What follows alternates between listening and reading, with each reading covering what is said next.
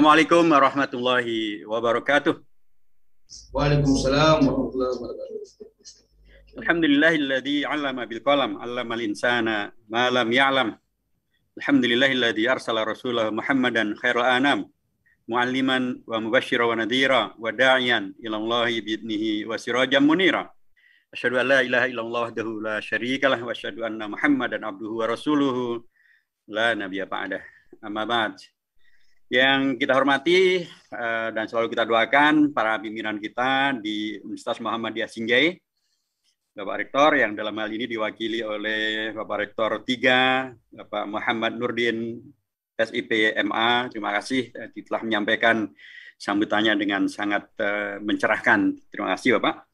Dan sahabat saya, Ananda Aldi Ibura, Koordinator Pusat BEM Dema Sulawesi, juga Ananda Faiz Fakhrudin, Presiden Mahasiswa BEM Universitas Sinjai beserta seluruh jajaran kabinet daripada BEM Universitas Sinjai dan seluruh peserta webinar yang semuanya saya hormati. Kalau melihat rekan-rekan sekalian, sepertinya sehat walafiat, nggak ada corona sampai ke Sinjai sepertinya ya. Alhamdulillahirrahmanirrahim. Mudah-mudahan corona ini nggak nyampe ke Sinjai, mudah-mudahan juga segera bosan, nggak kerasan di Indonesia, pulang kampung ke sana gitu ya, supaya kita selamat menyambut bisa menyambut hari ulang tahun kemerdekaan Indonesia dengan sangat-sangat nyaman tanpa dihantui oleh penjajahan yang bernama COVID-19 ini. Sinjai, saya terima kasih kepada Universitas Muhammadiyah Sinjai dan rekan-rekan dari BEM yang telah mengundang saya untuk bisa bersilaturahim. Mudah-mudahan menjadi silatul ilmi, wawasan kita nyambung, dan kemudian silatul amali ta'awun antara kita juga semakin kokoh dan kuat. Sinjai mengingatkan kepada salah satu sahabat saya, ada Ustadz Muttaqin Said. Beliau punya pesantren tahfidz Quran di Sinjai, ya. Mungkin antum dekat dengan beliau juga. Kalau ketemu dengan beliau, salam, malah antum lebih dulu mengundang saya ketimbang Ustadz Muttaqin Said. Baik, terima kasih sekali lagi.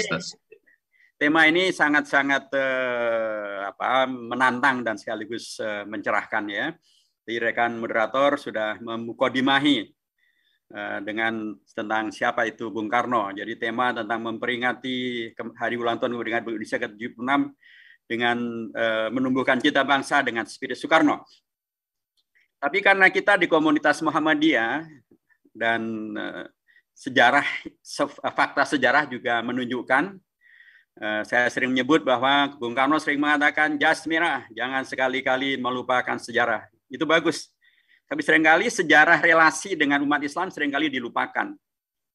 Maka saya menambahkan ungkapan jas merah yes, tapi juga perlu jas hijau. Apa itu jas hijau? Hijau juga warnanya Muhammadiyah, hijau berseri gitu kan. Hijau. Mengapa? Karena jas hijau artinya adalah jangan sekali-kali hilangkan jasa ulama. Jangan sekali-kali hilangkan jasa ulama, jas hijau. Mengapa demikian? Karena Bung Karno sangat menghormati peran para ulama, termasuk ulama Muhammadiyah.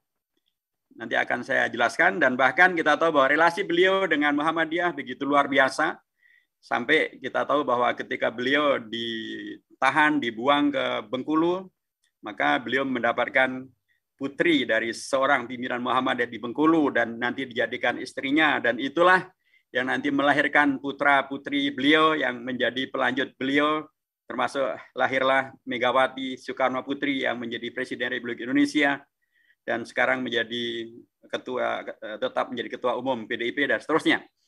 Jadi Bung Karno, semangat kebangsaannya jangan kita lepas atau jangan dilepas dari semangat kedekatan beliau dengan umat Islam. Jadi saya katakan bahkan saking dekatnya, bahkan beliau malah menjadi mantunya tokoh Muhammadiyah. Dan begitu dekatnya sampai beliau kan mendapatkan gelar doktor honoris causa dalam bidang ilmu tauhid dari PP Muhammadiyah. Nah ini penting untuk kita dudukkan supaya kita kembali pada spirit bahwa Indonesia merdeka, bangsa Indonesia merdeka ini adalah sebuah hasil kerja keras bersama, perjuangan bersama, jihad bersama, ijtihad bersama, mujahadah bersama antara tokoh-tokoh nasional non-afiliasi agama dengan tokoh-tokoh nasional yang berafiliasi kepada agama.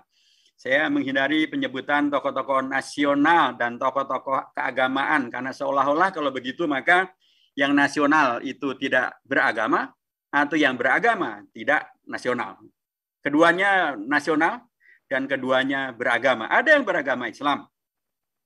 Bung Karno sendiri beragama Islam, tapi disebutnya sering beliau adalah tokoh nasional, bukan tokoh agama. Ada yang beragama tapi juga tokoh nasional, membersamai Bung Karno dalam seluruh perjalanan perjuangan. Ada yang Muslim. Dari Muhammadiyah misalnya, ada Kiai Haji Karmutakir pasti. Ada Kiai Haji Mas Mansur pasti. Ada Ki Bagus Hadikusumo, bahkan beliau adalah ketua PB, waktu itu sebetulnya PB ya. Terus sekarang sebetulnya PP. PB Muhammadiyah, pengurus besar Muhammadiyah, dan ada Mr. Kasman Singo Dimejo yang juga tokoh Muhammadiyah. Ada juga dari ormas yang lain, ada dari Nahdlatul Ulama, ada Kiai Haji Wahid Hashim, ada Kiai Haji Mashkur, ada juga dari Ormas Persatuan Umat Islam, ada Kiai Haji Anwar Sanusi, ada Kiai Haji Abdul Halim, dan seterusnya. Jadi itulah kebangsaan yang kemudian menyertai Bung Karno dan dirajut bersama-sama menghadirkan Indonesia merdeka seperti yang kita dapatkan sekarang. Mari kita lihat. Menurut saya jiwa kebangsaan beliau dimulai dengan spirit ini. Spirit kemampuan untuk menjalin kebersamaan dan sekaligus juga menjalin kerja solutif mengatasi masalah bersama dengan seluruh komponen bangsa. Ya. Mari kita lihat, ketika di BPUPK, waktu itu Bung Karno adalah anggota BPUPK. BPUPK adalah Badan Penyelidik Usaha Persiapan Kemerdekaan Indonesia. Bersidang dari tanggal 29 Mei hingga tanggal 1 Juni. Nah, Bung Karno waktu itu adalah anggota, seperti juga tokoh-tokoh yang lain menjadi anggota. Kiai Haji Abdul Karmutakir dari Muhammadiyah, anggota. Ki Bagus Hadikusumo dari Muhammadiyah, anggota. Kiai Haji Wahid Hashim dari NU, anggota. Kiai Haji Anwar Sanusi dari PUI, anggota. Bung Karno juga anggota. Nah, di BPUPK itu, ketika mempersiapkan Indonesia merdeka, mempersiapkan bangsa yang nanti akan dimerdekakan, waktu itu muncullah dua ideologi besar yang disampaikan, dipidatokan oleh para tokoh. Jadi bukan hanya satu ideologi saja yang bernama kebangsaan Pancasila, tapi juga ada ideologi Islam. Disuarakan dengan sangat nyaring, dengan sangat lantang, dengan sangat argumentatif oleh tokoh Muhammadiyah Ki Bagus Hadikusumo, oleh tokoh NU Kiai Haji Wahid Hashim, oleh tokoh Persatuan Umat Islam PUI Kiai Haji Anwar Sanusi dan Kiai Haji Abdul Halim. Mereka menyuarakan tentang Indonesia. Jadi kan BPUPK itu dibentuk dalam rangka untuk mempersiapkan Indonesia merdeka, dasar Indonesia merdeka, menjawab pertanyaan daripada Ketua BPUPK, Dr. Wardiman Wedyo Diningrat. Jadi beliau menyampaikan, kita akan mendirikan Indonesia merdeka, bangsa Indonesia akan hadir. Tetapi asasnya apa, ideologinya apa, filosofinya apa. Disitulah kemudian terjadi perdebatan. Nah, Bung Karno sebagai anggota menyampaikan pidatonya yang terakhir. Atau beliau adalah pemberi pidato yang terakhir, disampaikan pada tanggal 1 Juni tahun 1945. Pada saat itulah beliau menyampaikan tentang visi kebangsaan beliau. Menyampaikan tentang dasar negara yang adalah 5, yang kemudian beliau bertanya apa namanya, kemudian disepakatilah namanya Pancasila. 5 itu adalah, pertama adalah PRI, kebangsaan, nasionalisme. Kemudian kedua, PRI, kemanusiaan, internasionalisme. Ketiga adalah demokrasi. Yang keempat adalah keadilan sosial. Yang kelima adalah ketuhanan. Begitulah yang dipidatokan Bung Karno pada tanggal 1 Juni. Jadi 1 Juni itu lebih tepat disebutnya sebagai hari lahirnya istilah Pancasila. Karena istilah Pancasila memang muncullah pada saat itu. Tetapi Pancasila yang kemudian disepakati adalah bukan Pancasila 1 Juni, tapi Pancasila 18 Agustus. Yang saya ingin mengatakan, salah satu jiwa kebangsaan yang luar biasa yang menurut saya penting untuk kita garis bawahi adalah Bung Karno sebagai anggota BPUPK menyampaikan pidatonya dengan lantang, dengan argumentatif, dengan begitu sangat berapi-api, sangat berpengaruh. Tetapi beliau tidak memaksakan kehendaknya. Beliau tidak mendiktikan kemauannya dan mengatakan bahwa ini yang harus dijadikan sebagai keputusan. Tidak. Karena faktanya ada 2 arus besar. Sehingga karenanya pada tanggal 1 Juni itu juga, pada sore harinya, dibentuklah panitia untuk merumuskan. Ini kan ada 2 arus nih. Ada arus yang mengusulkan agar asas negara adalah Islam, karena kita negara yang mayoritas penduduknya beragama Islam, wajar bila kemudian ideologinya adalah Islam. Itu disuarakan oleh Ki Bagus Sadikusumo dari Muhammadiyah, Kiai Haji Wahid Hasyim dari NU, kemudian Kiai Haji Anwar Sanusi, Kiai Haji Abdul Halim dari Persatuan Umat Islam. PUI ini adalah ormas Islam besar yang ada di Jawa Barat. Sampai hari ini masih ada. Ketuanya sahabat kita, Ustaz Didi Nur Hasan, dan Ketua Dewan Syuronya, sahabat kita juga, mantan Gubernur Jawa Barat, Dr. Ahmad Heriawan. Baik. Bung Karno, sebagai pembicara terakhir, beliau tidak mematikan dan tidak mementahkan usulan-usulan dari tokoh Muhammadiyah, NU, dari PUI. Beliau rangkum. Tetapi rangkuman itu juga bukan merupakan keputusan. Dan beliau tidak pernah mengatakan bahwa ini harus menjadi keputusan. Pidato beliau harus menjadi keputusan. Tidak. Tapi beliau menyampaikan sebuah usulan. Itu kenegarawanan yang luar biasa. Menurut saya penting untuk digarisbawahi supaya kita proporsional di dalam menegakkan segala sesuatu. Jangan main paksa, harus, atau ini mau saya harus dipenuhi, enggak. Beliau seorang demokrat. Beliau mendengarkan semuanya, dan ketika kemudian Dr. Wardiman Pediodiningrat melihat bahwa ada 2 arus besar, kemudian dibentuklah panitia untuk mensinkronkan bagaimana nih menyimpulkan 2 pendapat ini, bagaimana menyatukannya, bagaimana membuat keputusan yang bisa diterima oleh semuanya. Dibentuklah panitia 8. Di sini lagi-lagi Bung Karno menghadirkan kenegarawanannya. Di panitia 8 itu Bung Karno menjadi ketua. Tapi di panitia 8 itu proporsi keterwakilan tidaklah proporsional. Mengapa demikian? Karena dari 8, wakil dari umat Islam hanya 2 saja. 1 dari NU, Kiai Haji Wahid Hasyim, 1 dari Muhammadiyah, Ki Bagus Hadikusumo. Yang 6 bukan dari perwakilan umat Islam. Padahal tadi idenya berimbang gitu ya, antara yang menghendaki Islam maupun menghendaki kebangsaan. Karenanya Bung Karno merubah komposisi dari panitia 8 itu, beliau ubah dalam pertemuan di tanggal 22 Juni menjadi panitia 9. Di panitia 9 ini berubahlah komposisi dari 6:2 menjadi 4-1-4. 4 dari kalangan nasionalis tidak berafiliasi ke organisasi keagamaan. Di situ ada Bung Karno, ada Bung Hatta, ada Muhammad Yamin, ada Mr. Ahmad Subarjo. 1 dari keagamaan nasional Kristiani, yaitu Mr. A.A. Maramis, ini dari Sulawesi Utara, kalau Sinjai di Sulawesi Selatan, gitu kan. Kemudian 4 dari kalangan tokoh umat Islam, 2 dari Ormas, 2 dari Orpol. Ormas itu 1 dari Muhammadiyah. Kalau tadi adalah Kiai Haji Abdul Kahar, kalau panitia 8 tadi adalah Ki Bagus Hadikusumo, maka di panitia 9 ini yang diwakilkan dari Muhammadiyah adalah Kiai Haji Abdul Kahar Muzakir. Ini bukan Kahar Muzakarnya, ini Abdul Kahar Muzakir. Kiai Haji Abdul Kahar Muzakir aslinya dari Wonosari, Gunung Kidul, Yogyakarta. Alumni dari Universitas Al-Azhar di Mesir. Jadi alumni Mesir juga, alumni Timur Tengah terlibat di dalam menghadirkan Indonesia merdeka secara langsung bersama dengan Muhammadiyah. Jadi dari Muhammadiyah Kiai Haji Abdul Kahar Muzakir, dari NU Kiai Haji Wahid Hasyim, dari Partai Islam ada 2, 1 Haji Agus Salim dan 1 Haji Abikusno Cokrosioso. Jadi berimbang. Ini Bung Karno. Semangat kebangsaan yang kemudian menghadirkan solusi dari ketidakadilan menghadirkan keadilan, dari ketidakimbangan menghadirkan keberimbangan. Keberimbangan untuk kemudian memberikan pengakuan yang sewajarnya bagi umat Islam dan peran umat Islam, sehingga kemudian wajar bila kemudian mereka mendapatkan wakil representasi yang seimbang.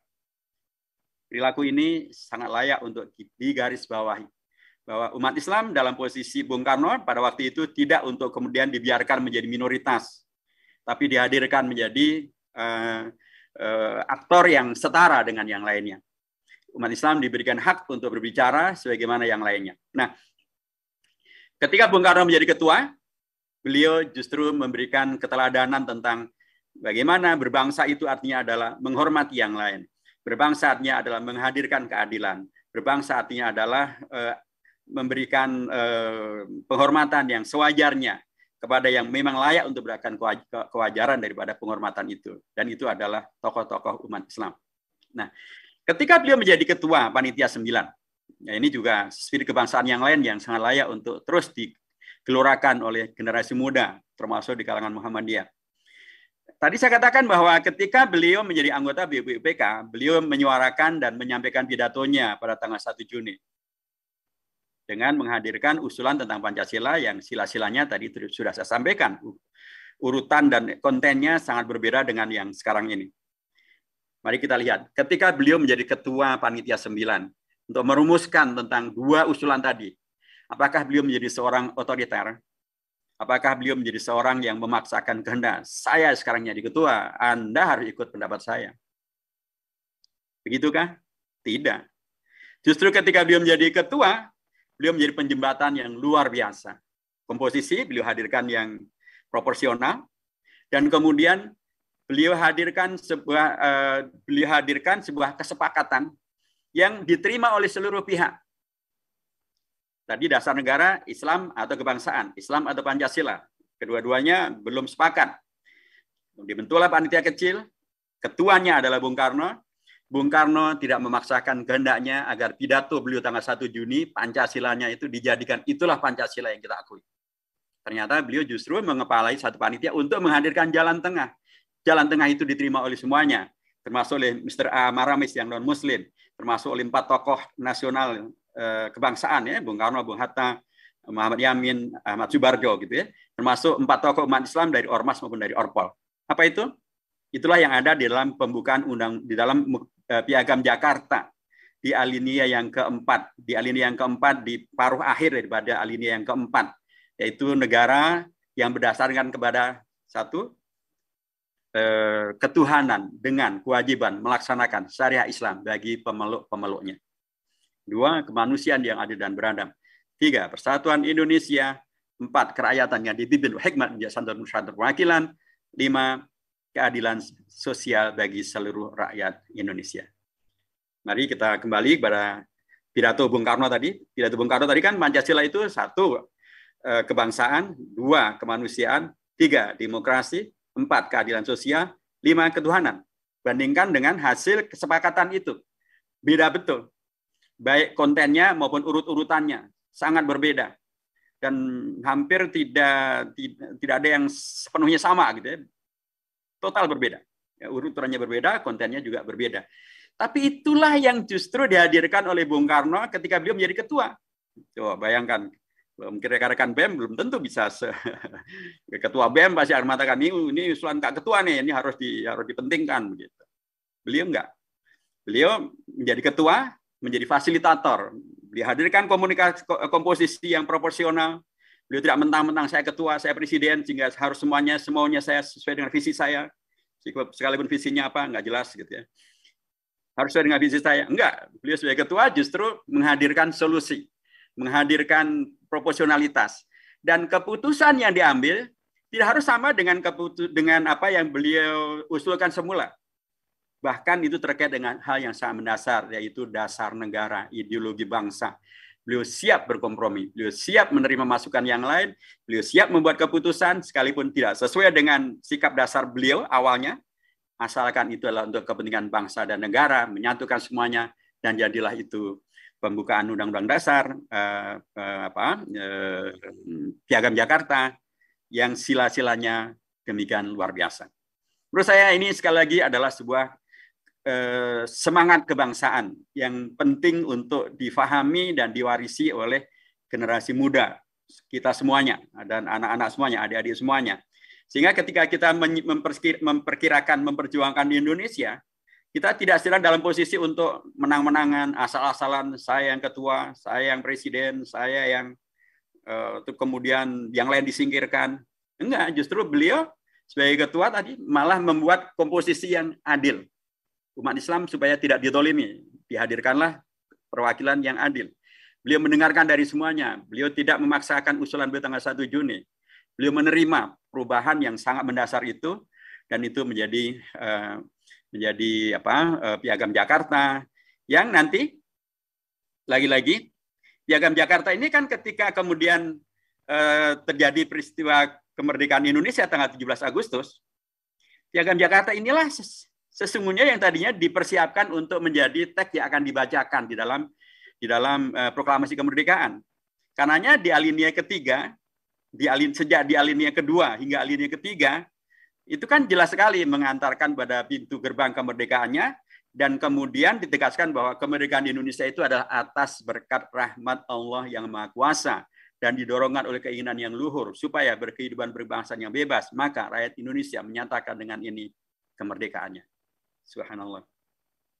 Sebuah piagam yang demikian luar biasa menggambarkan betapa Bung Karno sebagai Ketua Panitia 9 menghormati semangat keberagaman yang luar biasa yang ditampilkan oleh para tokoh-tokoh umat Islam. Coba ungkapan atas berkat rahmat Allah yang Maha Kuasa dan didorongkan oleh keinginan yang luhur supaya berkehidupan berkebangsaan yang bebas. Maka rakyat Indonesia dengan ini menyatakan kemerdekaannya. Mungkinkah rangkaian ungkapan ini dimunculkan oleh tokoh yang ateis? Nggak mungkin. Tokoh komunis? Tidak mungkin. Tokoh liberalis? Tidak mungkin. Tokoh sekuler? Nggak mungkin. Tokoh apalagi tokoh Islamofobia? Tidak mungkin. Ungkapan ini perkiraan saya adalah usulan dari para tokoh-tokoh umat Islam itu, karena ya tokoh-tokoh umat Islam lah yang bisa memahami tentang karunia Allah, takdir Allah, pertolongan Allah, nasrun minallah, wa fathun qarib itu, ya tokoh-tokoh umat Islam. Tapi itu disampaikan dalam forum terbuka, dalam forum kebangsaan, dan esensinya juga universal, sesuai dengan keyakinan daripada umat Islam atau umat beragama yang ada di Indonesia. Dan Bung Karno menerima itu. Bung Karno menerimanya, Panitia 9 menerimanya, termasuk menerima komposisi daripada atau Pancasila yang disepakati pada tanggal 22 Juni itu. Dan itulah yang masih berlaku ketika Indonesia diproklamasikan pada tanggal 17 Agustus tahun 1945. Mengapa masih berlaku? Karena ya memang masih berlaku. Karena Pancasila berubah sila pertamanya baru pada tanggal 18 Agustus. Artinya ketika pada tanggal 17 Agustus, jam 10 pagi, diproklamasikanlah kemerdekaan Indonesia, saat itu yang berlaku adalah Pancasilanya, Pancasila 22 Juni. Bung Karno tidak punya masalah dengan perkembangan ini. Barulah kemudian pada sore hari, tanggal 17 Agustus, sampailah ke Bung Hatta, informasi dari salah satu ofisir Jepang, ofisir Maeda. Ini riwayatnya bermacam-macam, tapi intinya adalah ada yang kemudian membahasakan seolah-olah ada keberatan terhadap 7 kata kewajiban melaksanakan syariat Islam itu. Karena kalangan non-Muslim dari Indonesia Timur, baik Kristeni maupun Hindu, merasa seolah-olah dengan itu mereka diperlakukan tidak adil, mereka diberlakukan secara diskriminatif, dan mereka bahkan mengancam tidak akan masuk ke Indonesia. Bung Hatta kemudian menemui 4 tokoh umat Islam. Dari NU Kiai Haji Wahid Hasyim, dari Muhammadiyah Ki Bagus Hadikusumo, dari Partai Islam Mr. Kasman Singo Dimejo, beliau ketua Partai Islam Indonesia pada waktu itu. Kemudian dari tokoh Indonesia Barat, Mr. Tauku Muhammad Hasan dari Aceh. Ditemuilah. 4 tokoh umat Islam ini sangat memahami bahwa yang namanya Indonesia merdeka itu bukan untuk dipecah belah, bukan untuk kemudian kita berantem sendiri. Bukan untuk baru tanggal 17 diproklamasikan, tanggal 18 sudah bubar. Ibaratnya tanggal 17 nikah, tanggal 18 sudah cerai. Tidak bentuk itu. Tapi Indonesia merdeka adalah justru untuk dalam rangka menaungi seluruh kawasan yang dulu dijajah oleh Belanda untuk maju, adil, sejahtera, bersama-sama menghadirkan Indonesia Raya. Karena dipentingkan persatuan itu. Maka 4 tokoh umat Islam itu sangat paham tentang syariah Islam, sangat paham tentang maqasidus syariah, bahwa yang dipentingkan adalah bagaimana kita bersatu untuk kemudian menghadirkan kemaslahatan bagi semuanya. Karenanya dipertimbangkanlah keberatan itu sehingga bahkan diterima, dirubahlah sila pertama menjadi ketuhanan yang Maha Esa.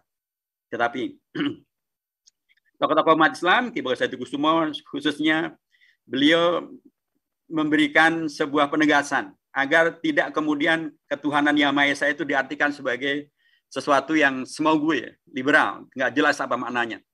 Beliau menyampaikan bahwa dimaksudkan dengan yang Maha Esa adalah tauhid, adalah akidah. Sehingga dengan demikian maka clear dan kokoh, jelas juga. Apa yang terjadi? Apakah Bung Karno sebagai, beliau setelah menjadi ketua Panitia 9, beliau juga menjadi ketua Panitia Persiapan Kemerdekaan Indonesia, PPKI, yang dibentuk pada tanggal 4 Juli tahun 1945.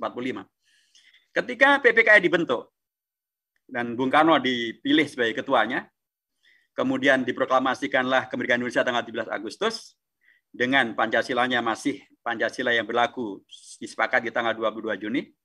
Ketika kemudian terjadi perkembangan tadi, Bung Karno, Bung Hatta ditemui oleh Opsir Medan dari Indonesia Timur, dan kemudian Bung Hatta bertemu dengan 4 tokoh umat Islam. Bagaimana sikap Bung Karno? Sebagai seorang negarawan dan sekaligus sebagai seorang yang spirit kebangsaannya solutif, menghadirkan solusi, menghadirkan kesatu paduan, beliau dalam tanda kutip mengikuti apa yang diputuskan bersama itu, dan kemudian beliau dalam tanda kutip mengesahkannya melalui posisi beliau sebagai presiden tanggal 18 Agustus. Ketika beliau terpilih menjadi presiden dan Undang-Undang Dasar ditetapkan tanggal 18 Agustus, jadilah itu sebagai yang ditetapkan. Tapi yang menarik adalah, sekali lagi, ketika beliau menjadi Panitia 9, beliau tidak mengungkit tentang pidato beliau tanggal 1 Juni. Ketika beliau menjadi ketua panitia persiapan kemerdekaan Indonesia, PPKI, apakah beliau mengungkit pidato beliau tanggal 1 Juni dan menyampaikan Pancasila versi beliau tanggal 1 Juni, dan kemudian bahkan bisa diperas menjadi Trisila atau Ekasila? Tidak pernah. Jadi Bung Karno sebagai ketua panitia 9 maupun sebagai ketua PPKI, justru beliau menerima gentleman agreement, kesepakatan besar, kesepakatan para tokoh bangsa, terkait dengan ideologi bangsa, terkait dengan dasar negara, terkait dengan undang-undang dasar, beliau terima tanpa beliau mengungkit-ungkit tentang pidato beliau tanggal 1 Juni, Pancasila 1 Juni, maupun apalagi Pancasila yang bisa diperas menjadi Trisila atau menjadi Ekasila. Sebagaimana belakangan dengan RUU HIP itu kan ada tuh yang mencoba mengembalikan lagi semangat untuk Pancasila bisa diperas menjadi Trisila atau menjadi Ekasila. Itu sesuatu yang pasti historik, tidak sesuai dengan sejarah, karena Bung Karno sendiri tidak pernah kemudian menyampaikan pidato tentang Pancasila 18 Agustus bisa diperas menjadi Trisila atau menjadi Ekasila. Karena memang kalau kemudian bisa diperas, maka ketuhanan itu tidak lagi menjadi sila yang pertama. Bahkan tidak lagi menjadi ketuhanan Yang Maha Esa, apalagi dengan makna tauhid. Karena dalam konteks Trisila, maka ketuhanan itu adalah sila yang terakhir. Dan dalam konteks, apalagi kalau kemudian bisa diperas menjadi Ekasila, maka tidak ada lagi ketuhanan, karena yang ada hanya gotong royong. Gotong royong itu kemudian bisa menghadirkan hal-hal yang dalam tanda kutip tidak sesuai dengan Pancasila sebagaimana yang disepakati pada tingkat finalnya, yaitu ketuhanan Yang Maha Esa, kemanusiaan dan beradab, persatuan Indonesia, kerakyatan penuh hikmat dan persatuan perwakilan, dan tentu juga adalah keadilan sosial bagi seluruh rakyat Indonesia. Spirit kebangsaan Bung Karno luar biasa. Beliau tidak memaksakan kehendaknya sebagai ketua PPKI untuk kemudian mengembalikan Pancasila pada 1 Juni dan atau Pancasila diperas menjadi Trisila atau Ekasila. Tapi beliau menerima kesepakatan. Dan bahkan sesungguhnya itu dalam logikanya umat Islam. Banyak yang menyebut bahwa Pancasila 18 Agustus dengan dirubahnya sila yang pertama itu merupakan hadiah terbesar umat Islam bagi kelanjutan Pancasila, bagi kelanjutan proklamasi supaya Indonesia tidak pecah. Karena memang dengan dirubahnya 7 kata menjadi ketuhanan Yang Maha Esa, Indonesia tidak pecah. Pancasila dengan sila pertama yang dirubah itu, ada yang kurang menyebutkan bahwa itu adalah, ya ada yang mengatakan hadiah, tapi ada yang mengatakan pengorbanan. Tapi saya ingin mengatakan di mana posisi Bung Karno. Sekali lagi, semangat Bung Karno adalah menghormati kesepakatan itu, menghormati, dan kemudian bahkan ketika beliau menjadi presiden, dan beliau membuat dekret tanggal 5 Juli tahun 1959. Lagi-lagi beliau menampilkan kenegarawanannya. Pada waktu itu, lagi-lagi ada semacam kondisi yang disimpulkan ada deadlock. Seolah-olah tidak ketemu antara yang dalam pembahasan di Konstituante untuk membuat Undang-Undang Dasar. Seolah-olah tidak selesai lagi pembahasannya. Kemudian dibubarkanlah Konstituante, dan kemudian Bung Karno membuat dekret tanggal 5 Juli tahun 1959 kembali pada Undang-Undang Dasar 45 dan menegaskan bahwa Piagam Jakarta adalah merupakan rangkaian tak terpisahkan dari Undang-Undang Dasar dan adalah mengilhami dan merupakan rangkaian tak terpisahkan. Jadi Bung Karno sekali lagi dalam konteks ini menampilkan kenegarawanannya. Bagaimana sebagai seorang negarawan, beliau menghormati kesepakatan, beliau menghormati Piagam Jakarta yang di situ ada penegasan tentang pengakuan tentang kemerdekaan Indonesia adalah atas berkat rahmat Allah yang Maha Kuasa, dan termasuk juga Pancasilanya yang menegaskan tentang masalah melaksanakan kewajiban syariah Islam itu dalam konteks yang disepakati tanggal 22 Juni itu. Dan dengan peristiwa tanggal 5 Juli tahun 59 itu, sekali lagi Bung Karno menegaskan bahwa kebangsaan Indonesia bukanlah untuk menafikan satu dengan yang lain. Sekalipun memang kita akan mendapatkan fakta yang menyedihkan. Ya, ini yang menampilkan Soekarno dalam bentuk yang lain, karena setelah Piagam Jakarta yang mestinya menghadirkan kenegarawanan, melanjutkan apa yang terjadi pada tanggal 22 Juni, 17 Agustus, 18 Agustus, tapi setelah dekret itu, Bung Karno sepertinya semakin banyak didekati dan semakin banyak dilobi oleh PKI. Sehingga kemudian muncullah hal-hal yang tidak sebagaimana menjadi track record daripada Bung Karno. Ya, karena kemudian terjadilah, bahkan Bung Hatta pun juga kemudian sebelumnya sudah pecah dengan Bung Karno karena PKI yang terus memepet Bung Karno. Bung Hatta tidak nyaman dengan itu dan kemudian pecahlah di tunggal itu. Dan bahkan kemudian terjadilah peristiwa-peristiwa di mana kemudian Masyumi pun juga dipojokkan sehingga Masyumi diultimatum untuk bubar. Dan bahkan juga HMI juga dibubarkan oleh Bung Karno pada tahun 65-an. Itu lagi-lagi karena Bung Karno dipepet, dibisikin secara sangat masif oleh Aidit dan atau oleh kelompok-kelompok PKI tersebut. Nah, saya ingin kembali kepada Bung Karno yang sebelum kemudian menjadi sangat dipengaruhi oleh atau sangat banyak dibisikin oleh orang-orang dari kelompok-kelompok PKI itu. Nah, Bung Karno pada tahun 1949 beliau memimpin delegasi, beliau kemudian menghadirkan sebuah kondisi di mana Indonesia menerima konferensi meja bundar. Dalam konteks konferensi meja bundar, Indonesia berubah menjadi Republik Indonesia Serikat. Ini lagi-lagi ada peran dari Bung Karno yang luar biasa, yaitu menerima usulan sebagai presiden bersama dengan Bung Hatta sebagai Perdana Menteri, menerima usulan daripada tokoh Partai Masyumi, Partai Islam Masyumi, Muhammad Natsir. Untuk apa? Untuk kembali kepada bentuk negara kesatuan Republik Indonesia, yaitu negara atau bentuk negara yang disepakati menjadi bentuk yang dirujuk yang ada dalam Undang-Undang Dasar di bab 1 pasal 1 ayat 1 tentang negara kesatuan, negara Indonesia adalah negara republik berbentuk kesatuan. Negara kesatuan Republik Indonesia ini yang menjadi cita-cita Indonesia Merdeka. Indonesia Merdeka tidak untuk menjadi negara kerajaan, tidak untuk menjadi negara federal, tapi untuk menjadi negara republik, negara kesatuan Republik Indonesia. Itulah yang disepakati oleh Bung Karno dan kawan-kawan pada tanggal 18 Agustus. Tetapi terjadilah Belanda yang terus melakukan manuver serangan dan lain sebagainya. Bung Karno ditahan, Bung Hatta ditahan, dan tokoh-tokoh yang lain ditahan. Sehingga kemudian terjadilah dipaksakan kondisi di mana kemudian Indonesia dipecah belah oleh Belanda menjadi negara-negara federal, dan kemudian itu disahkan menjadi negara Republik Indonesia Serikat pada tanggal 27 Desember tahun 49. Dan Bung Karno menjadi Presiden Republik Indonesia Serikat. Tapi beliau pasti tidak rela dengan kondisi ini, karena itu bukanlah cita-cita Indonesia Merdeka. Maka ketika pada tanggal 3 April tahun 50, tokoh Partai Islam, Partai Masyumi, yaitu Muhammad Natsir, mosi integral menuntut agar Indonesia kembali kepada cita-cita Indonesia Merdeka, yaitu NKRI. Apa yang terjadi? Bung Hatta sebagai Perdana Menteri mendukung, Bung Karno sebagai Presiden mendukung, dan maka pada tanggal 17 Agustus tahun 50 dibubarkanlah RIS dan diproklamasikanlah Indonesia menjadi negara kesatuan Republik Indonesia. Jadi sesungguhnya Indonesia mengenal 2 kali proklamasi. Proklamasi pertama adalah tanggal 17 Agustus tahun 45, itulah proklamasi kemerdekaan bangsa Indonesia. Dan pada tanggal 17 Agustus tahun 50, menurut Bung Hatta, inilah proklamasi kedua. Jadi yang mengatakan proklamasi kedua adalah Bung Hatta. Bung Hatta mengatakan ini adalah proklamasi kedua. Proklamasi apa? Proklamasi menjadi negara kesatuan Republik Indonesia. Dari sebelumnya RIS menjadi NKRI. Sekalipun pada tanggal 18 Agustus sudah disepakati bahwa Indonesia kita adalah NKRI. bukan RIS maupun bukan negara kerajaan, tapi adalah negara Kesatuan Republik Indonesia. Itu sudah ketok palu disepakati tanggal 18 Agustus. Tapi secara prakteknya itu kemudian betul-betul baru bisa dilaksanakan setelah diproklamasikannya NKRI pada tanggal 17 Agustus tahun 1950. Bung Karno menghadirkan jiwa kebangsaan yang luar biasa.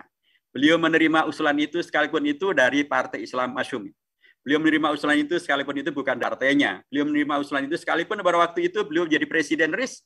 Tapi beliau menerima usulan untuk kembali kepada apa yang sebenarnya menjadi cita-cita Indonesia merdeka, yaitu menghadirkan NKRI. Kenegarawanan yang luar biasa pada tingkat ini, inilah yang sangat penting untuk terus kita segarkan, kita wariskan, agar Indonesia betul-betul bersatu padu, kokoh kuat, seluruh komponen bangsanya, dari yang beragam-ragam, suku, budaya, agama, pendidikan, latar organisasi, tidak menjadi faktor menghadirkan pecah belah, tapi justru menghadirkan kenegarawanan seperti yang dicontohkan oleh Bung Karno dalam peristiwa NKRI, dalam peristiwa 18 Agustus, dan dalam peristiwa 22 Juni maupun peristiwa-peristiwa yang lainnya.